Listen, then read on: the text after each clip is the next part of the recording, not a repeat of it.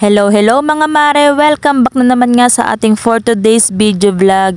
Nakikita nyo ba ang kusina ko mare? Naku po, nakakainis. Napakasakit talaga sa mata pagka ganito ang itsura ng kusina natin. Yung mga bote na wala na nga laman, nakatambak pa. At yung may mga toyo dyan, hindi man lang maisalin sa lalagyan. O diba mga mare, tignan mo naman ang itsura ng aking kusina. Talagang nakakairita pagka ganito kakalat. Hindi pa itapon yung mga boteng wala ng laman, talagang nakatambak pa dyan. At eto na nga mare, ang naisipan ko ay umorder na nga sa Lazada. Kitchen organizer nga pala yung napili kong orderin mga mare.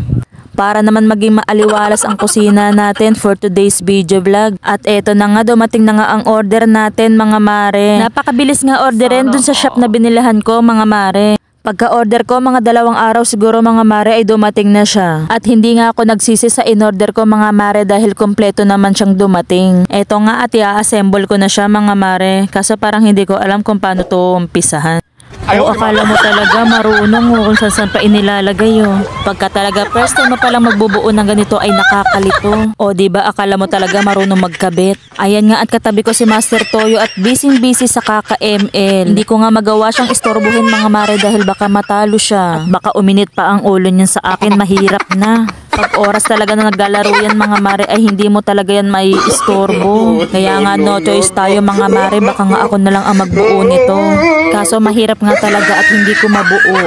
Ay nako, kailangan ko na talagang istorbohin si Master Toyo. Sa ayaw at sa gusto niya, ititigil niya muna ang pag-ML niya. Sa wakas nga mga mare at nakakumbinsi ko rin si Master Toyo na tulungan akong magbuo nito. Ayan nga mga mare at unang layer ay nailagay niya na agad. O diba, ang galing ni Master Toyo nyo no. Kaso yung pangalawa parang hindi naman yata sa likod yan. Patungan yan Toyo, hindi sa pin sa likod. O diba kahit siya nga rin ay nahihirapan din magbuo. Pero si Master Toyo yan, magaling yan. Ayun nga at yung pambabang patungan ay nailagay na niya. At yun sa wakas nga ay naikabit niya na lahat. O diba ang galing ni Master Toyo. Syempre naman si Master Toyo yan. Tinawag pa natin yung Master Toyo kung hindi niya magagawa yan. Walang bagay na hindi niya maaalam. At eto na nga mga mare at sa wakas ay nabuo na nga namin. Syempre bago ang lahat ay sinupin muna natin ng ating mga kinalat. At sa wakas nga mga mare, ito na nga ang itsura ng aking kusina. At ito nga mga mare, may maayos na rin lalagyan ng aking mga kutsilyo. At ang cute din neto mga maring basket na ito na nabili ko rin sa Lazada. Lalagyan ng aking mga sibuyas, bawang. Sinamahan ko na rin syempre bumili na lalagyan ng mga mantika, toyo, suka, patis. Syempre dapat ay may lalagyan din ng ating mga paminta. Ang ating garlic powder, pampalasa ng ating mga ulam.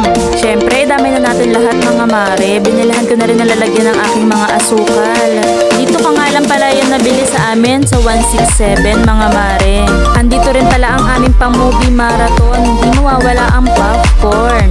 Marami rin kayo makikitang mga lalagyan na ganyan mga mare. Maghanap lang kayo. At ayan nga ang aming asin, kakaunti na lang.